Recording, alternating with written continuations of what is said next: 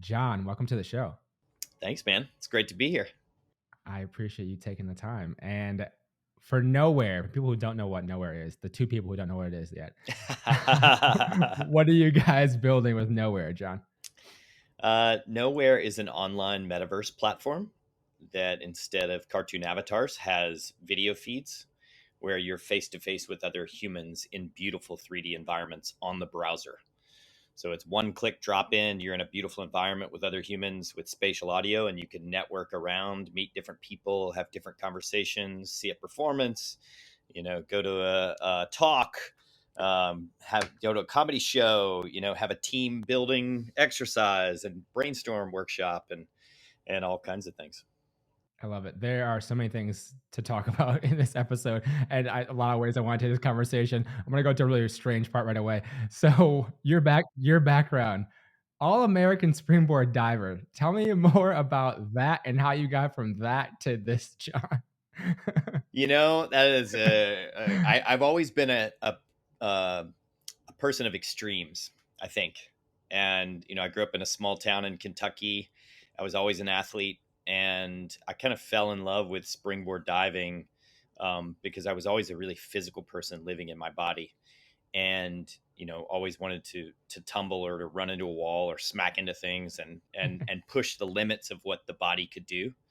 And that led me to really physical sports, mainly basketball, and then springboard diving and other extreme stuff throughout my life, like performing at Cirque du Soleil and Forza Bruta and all these kind of large scale spectacle driven theater work, which was really the basis of building the Windmill Factory, my first company, and then leading all of that work, which the Windmill Factory is dedicated to creating sublime experiences for people and really deepening and exciting human connection.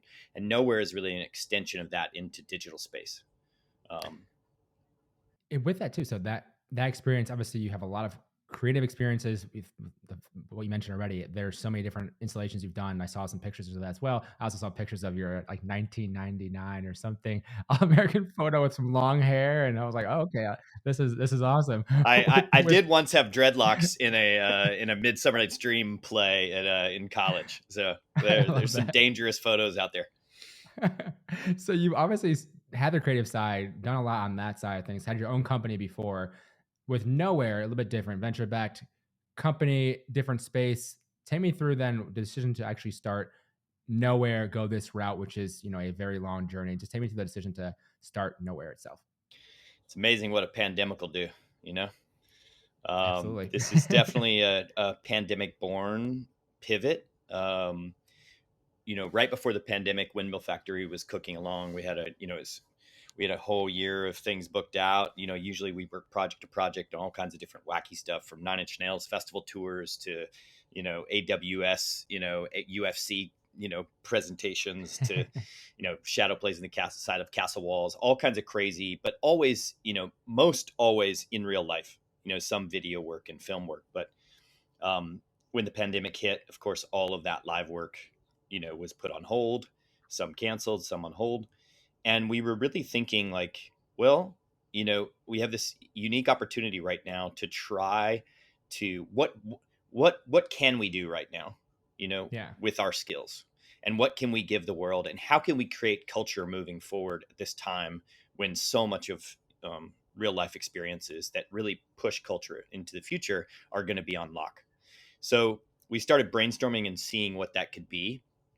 And what we really came at was we wanted all the play and adventure of a video game, but with the human connection of what we have here, and on this, on Zoom, on Google Meet, on FaceTime, and so we were like, well, why doesn't it exist that you can't just hang out with humans, but in a video game, you know? Yeah. And so, we didn't really know what that meant at the time. We didn't really think we were starting like a venture backed company. We were just like, okay, let's create a demo, which is always what we did at Windmill. We had, a couple different sides of the business where we were doing client services, where we collaborate with artists who had something like a tour or some event that they needed created. And then we'd also be doing our own creative projects on the side. So that's like Burning Man installations to, feature films made live and all kinds of different stuff. So this very much felt like that angle, and being like, oh, cool, we'll focus on making a demo and seeing if we can build this thing. And so we spun up a demo pretty quick with our community. And we're lucky to know a bunch of really amazing engineers, Very and helpful. yeah, very helpful. And then we essentially just like started inviting people in, and people were like, "Oh my god, this is awesome!" And it was really people were craving that, thirsting for, at that time. It's really early in the pandemic. We spun it up. It was like right at the beginning of the first summer, and what we noticed was that it was it was recreating the feeling of being present with friends better than anything else we'd seen out there. And that's when, in my life, usually I'm the one, going to ask for money. And at that Yep. point, my friends were like, "Can we give you money?" And I was like, I was like, wait a minute, this is different. This is a little different. I should probably pay attention to this in life. Um, Yeah. and so that kind of started the journey. And then, we built a team, and then, we were really fortunate as to work with some people who, and friends and colleagues who, were venture capitalists, my buddy Isaac Roth from Shasta, and really helped guide us, and a lot of really strong engineers who had a lot of experience in startups. Going back to early days real quick, with the product itself, you can go a thousand different ways building a demo, a beta, whatever. Just take me through more of that development process, what you want to actually launch with. I know other founders out there are always like, okay, I'm building this product, but like, what do I do with it? Getting feedback from users, but what feedback to listen to. Just take me through your creative process with Nowhere in the very beginning. Yeah, and I'll say, I feel like I'm still in it. It's like, Yeah, as for sure. I think everybody out there who's done a startup and created a creative project can understand. It's like, in the beginning, when we created it, we just started hosting as much as we could with friends, and doing kind of like happy hour gatherings, and just kind of testing and seeing what people were liking, and talking, to everybody that came in. And then as it started to evolve, and we were like, oh, well, this is really something, we started looking for friends and family checks, to build out a few core engineers, that we could build something with. And then we had a first contract like out of the gate for like 10K for the Institute for the Future to host their social networking for their conference that was, supposed to be in real life, and now it was all online. That was in August. Oh wow. And so, we basically started in April, spun up a demo by, brainstorming and kicking ideas around, spun up a demo by June, and then did a real sprint to get something with duct tape and zip ties, Of together course. for this Institute for the Future, which I didn't actually know at the time, but what we built at that time was the infrastructure of what Nowhere is today. And not having too much experience on building for the web, and how things work. And, you know, I might have done it differently. I might have not done that sprint, but that's kind of how it happened. And the good thing about that was it forced us to build fast. It forced us to like really put, this demo into something that could be actionable, with really specific things that were needed for the Institute for the Future, which was like a Connect, business card exchange, networking, a beautiful space that felt, like this is the high atop the clouds, in this cherry clouds environment for them, where you feel like you're floating over the Swiss Alps, which is more of like a, conservative corporate vibe than we would have potentially created in the beginning. But it was what they needed, and we were really building for that first client. Um, In those early days too. So with the community, you said obviously you're able to find engineers through that. You have a ton of experience in this creative realm, doing a lot of different projects. So the trust on that, I'm sure, was already there, which is why people wanted to give you money to build more things. But at that time, those conversations, like, what was that in terms of the vision for this? Hey, we're just going to test this out. We're not sure where this is going. Would you already at that point know, like, okay, this could be huge because we see where this kind of world's going? I'm just curious in the early days. We can kind of walk it to today. Obviously, it's evolved in the last 2 years, I'm sure, a bit, but I'm just curious in the early days too, what were those conversations like around what you were going to build, vision, all that sort of thing? Yeah, I mean, one thing, with the experience of Windmill, over, for 12 years, Yeah. I'd been decking and putting, pitches together, and like really selling, you know, and learned how to sell throughout that whole period. So, from pretty early days after we got the demo, it was clear that we had something, and we started to spin up different decks. We started to research what is a startup deck versus a, the entertainment deck we were used to, and really started to hone in on that, and started to ask questions. And I think that's where our community was so key, is just, ask for advice, get money. It's like, Yep. go and present and say, hey, what do you think of this? And then we just kind of started honing more and more. And as we were honing, we got our community to connect us to different engineers that might be available. That was a real challenge, I have to say. Like in all of our experiences in creating project to project with Windmill, I don't think I've had it in any project that much trouble finding as talent as Yeah. I've had trouble finding specific engineers to do 3D web. It's really there's not that many engineers that are working in JavaScript on the web, and so in 3D, and so it took a lot of digging and a lot of like learning about how much engineers make.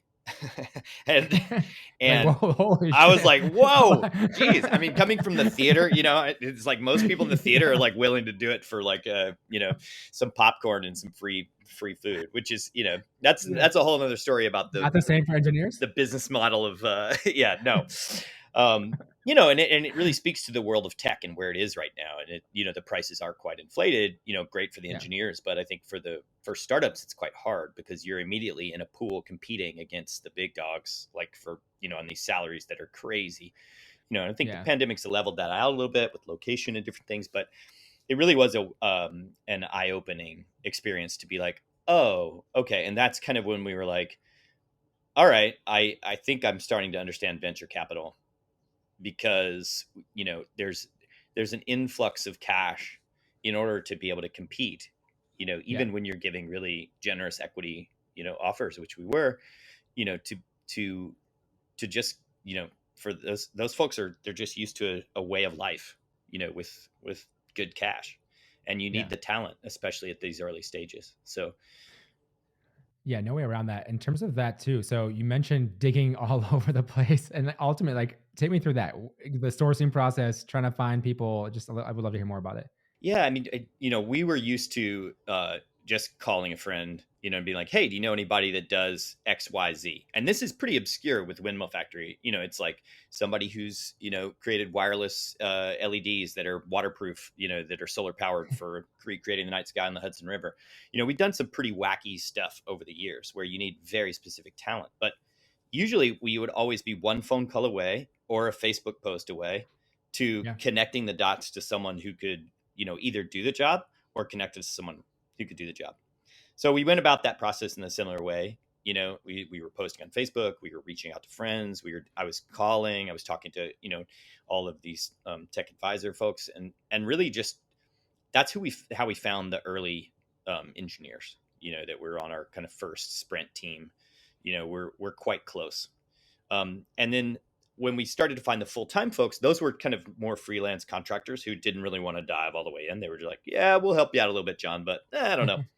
And then the next round, when we started really building the team, and we started getting in some capital to be able to pay folks and make offers for full-time, um, those were also, still one removed through friends and community, and advisors. And then the next level was really starting to do job posts. Um, and Diana, who came in, who's an amazing engineer and really helped us kind of hone the job posting, where to put it on YC. We posted on Stack Overflow. We posted on I'm trying to remember the one that we found a couple people on AngelList. We also posted on LinkedIn a bunch. We found a lot of people actually from LinkedIn, which is surprising. Yeah, it Um, is surprising. yeah, we've been for LinkedIn. It just never goes away. It's just always there. It's just a little bit around, so people have to continue to use it Yeah, slightly, so then it just will continue to survive yeah. forever, it seems I like. think I've definitely, like, in the last 2 years of my life, LinkedIn it's made sense because I have Yeah. actually, like, found great resources from LinkedIn. No shade to Well, LinkedIn. It's they've done an incredible yeah. job making it irresistible to, have always. To people search by job title and function and all that. So there's so many things that obviously make it worthwhile. And from that too. So these, just to harp on this a little bit more, just, are these mostly engineering talent you had to hire in these days, or anything on the growth marketing side, that sort of side? I'm just curious on that for as We well. we started out with a biz dev super early, who came over from Bizibo, an events platform, Okay. and had a lot of experience in startups. And we worked with him for probably, looking back on it prematurely. The product wasn't really ready. It was pretty buggy. Yeah. And we were like, we're gonna sell this, we're going, and so we were really gung ho about it. And he did bring in some really interesting clients, from Cash Money Records to CoinDesk, and landed some really cool things. But he was always, butting heads, and it was broken and everything. So Yeah. that was, I think, lesson learned. Get the product working, before you try to sell it. I mean, it seems so obvious when you look back on it, but now we're at the point, you know, uh, 2 years in, we Yep. it's a pretty complicated technology that we're working on. We've finally gotten to the place where not only is it stable enough. First, we got it stable, and then we really had this barrier of 25 people with video feeds on the browser of like capacity Yeah. that we really had to fight through. And now we broke through that this fall, and we're up to 150 in each space, which is, I think, the best on the market that I've seen. Um, and then thousands, of course, in instancing. So that was a huge breakthrough. And now we're actually back hiring a couple biz devs. We just hired a global head of strategic partnerships coming from the entertainment industry, who's amazing. She did all the digital campaigns for Katy Perry and Sam Smith, and she's really helping steer us into the partnerships with the music industry and the entertainment industry moving forward. With this too, John, so the tech side of it. So I know from experiencing it, we had chatted on Nowhere before. The spatial audio is very interesting. Obviously, you have one person, so it's a little bit different, but the spatial audio is an interesting component of it as well. I know, I think I mentioned before, but I had used this on some type of some class of ours. We were playing with binaural audio, and it was just very interesting to play with that and see that the changes. And with Nowhere being able to like move forward and backward in the space you're in, you can hear they're farther away or closer. Take me through that. Was that always part of the plan for Nowhere to use that and the complexities with that spatial audio as well? I'd love to hear more. Yeah, that was one of the key components that we knew going in we had to have. We discovered the power of spatial audio in Verbella. Actually, I don't know if you've ever been in that platform, but No. it's a remote work platform that spun out of UCSD. I Okay. believe. Don't quote me on that, but I think in San Diego, and did really well during the pandemic. But early in the pandemic, we jumped in there when we were testing out a bunch of different things to kind of start to see what was going on. And when we got in Verbella, we were like, oh my gosh, this is so cool. It's an avatar based platform, but and there's a bunch of fun things about it. You're on a campus and you have an avatar and you're basically moving around. There's spatial audio. And you could also jump in these little private bubbles around tables. You could Yeah. also ride a boat and shoot fireworks. And we were like, oh, this is great. But what we noticed was that the spatial audio really made it possible for us to have, different conversations in the same location, feel like we were connected with other people, but be in this same location. Um, and then what we thought was like, oh, wow, well, but if we had video, then we would feel even more present. And so um, we knew from the beginning we wanted video, we wanted spatial audio, and we wanted to build environments that were inspiring to be in. Because most of the platforms that were in, like Verbella, they have kind of a low poly feel and more of a video game feel, and they're not Yeah. really inspiring, like when you go to a place with your friends and you're like, oh my gosh, I can't believe we're here. So Yeah. um, and it's hard to, we're talking about spatial audio here, but it's really hard if you haven't experienced it to actually understand that it is working, because in Nowhere you are in 3 dimensions. So if somebody's up on a level above you, you're going to hear them softer up there. We're going to be in full volume here, and then there might be a Yeah. speaker far over there, that's amplified and on a stage that their voice might be carrying further. But then you can navigate around in the 3 dimensions and have the feeling of moving through a party, moving through different conversations. And that for us is that it's such a core part of what we're building, because audio is so powerful as a tool. Um, From this too, obviously they talk a little bit about the product side of it as well. And I think people have to, like you said, they have to just play with it, experience it to really understand it fully. And I know once I dove into that, it's a totally different experience. There's that side of things. On the growth side of things, you mentioned the kind of first customers. You had a kind of a community already of sorts. You had that first customer come on, 10K, great, validate, let's get you paid for this, amazing. Just take me through the growth side of this, then figuring out who are the customers for Nowhere and growing this to obviously venture scale. What does it look like? yeah, it's a lot of testing, a lot of trial and error, a lot of surveying.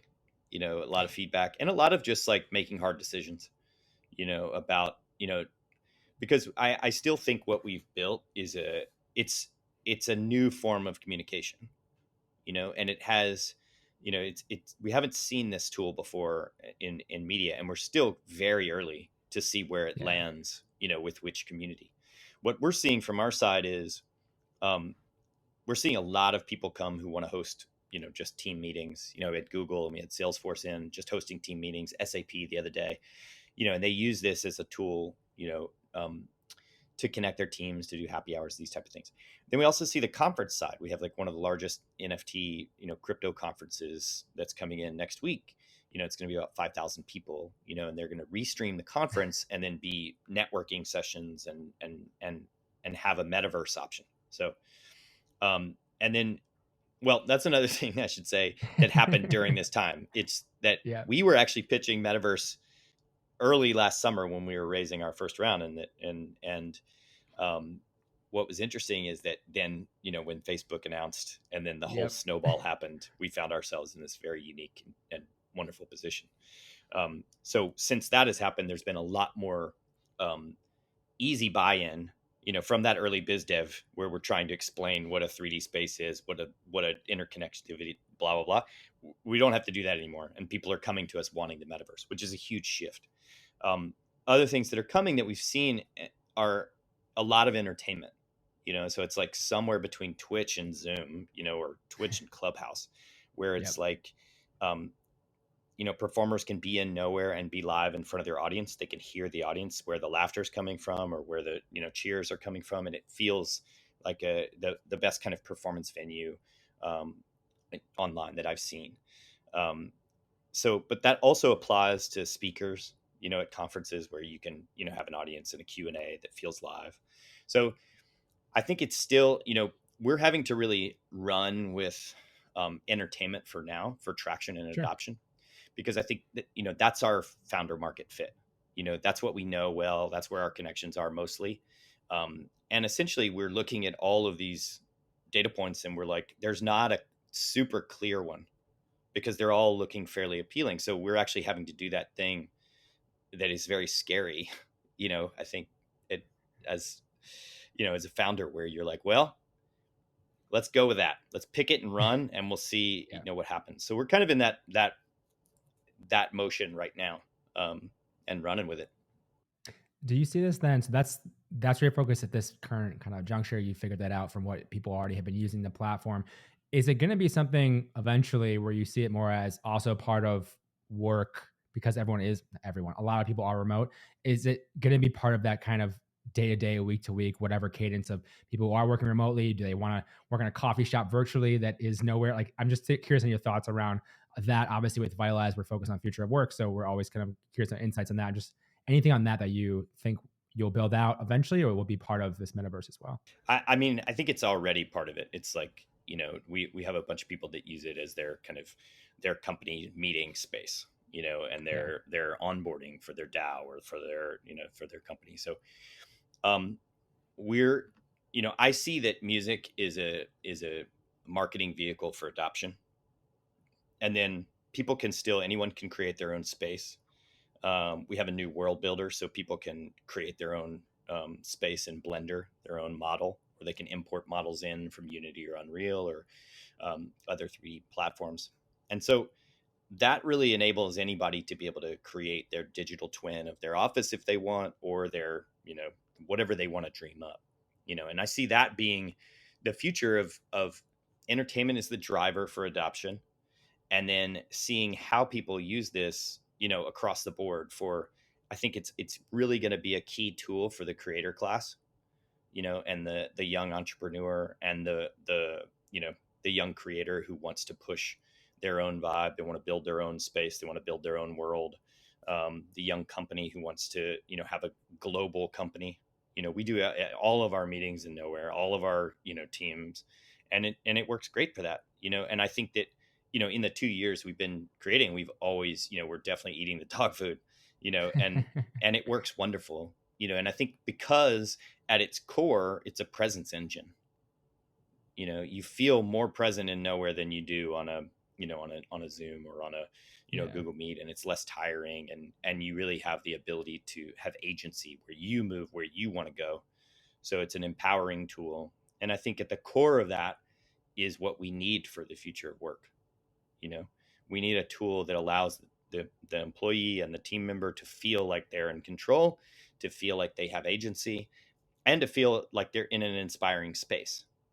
Companies spend, you know, millions of dollars on office space or building, the perfect tech office to woo the employees in, Yeah. and I think, with our world builder, you can build much more beautiful metaverse spaces than the other platforms that I'm seeing out there. So I think it'll be huge in Nowhere. And it's just a matter of getting it honed, um, and then getting to adoption, and so people know about it. Is that to that point with your background in creative and your team and everything and technical problems you've already gotten through with Nowhere, do you look at that as being kind of your competitive advantage in the market? Because there are other companies building metaverse products. Like just curious on what Nowhere you think is what makes them stand out. You stand out. I think it is that competitive advantage of, you know, being within, um, creating for live humans and creating spaces at our core. You know, Yeah. um, mostly my whole life, I've been a creator who creates spaces from when I was a kid making haunted houses. To Amazing. you know, That'll be part two. yeah, yeah, exactly. To theater, to creating, and when I'd create in the theater, I'd always think of the space first, and how is the audience going to move in the space with the performers. Mm, And so it's very similar transferring that to 3D space. And I think, with all of our wealth of experience, especially looking through the eyes of the audience to always try to be creating for them, it's a very similar, journey of like always trying to create to solve the problem of a product and a person. So I think that's our competitive advantage right now. I think it also is in the technology that we've created at this point. That it is it's we've made some very strategic choices to get it to the point where it's stable and can scale. Um, yeah. you know, but I think, overall it's people, people, people. It's the team. It's the experience. Yeah, and every month, year, whatever, you just gain more of that, more knowledge, more insights in the customer, everything, which is why we're excited about Nowhere for sure in my life. And Yeah, so, we're very lucky and excited to have you guys on this journey with us. and where is the best place for people to learn more about Nowhere and also connect with you if they would like to, because I know you have a few roles open as well.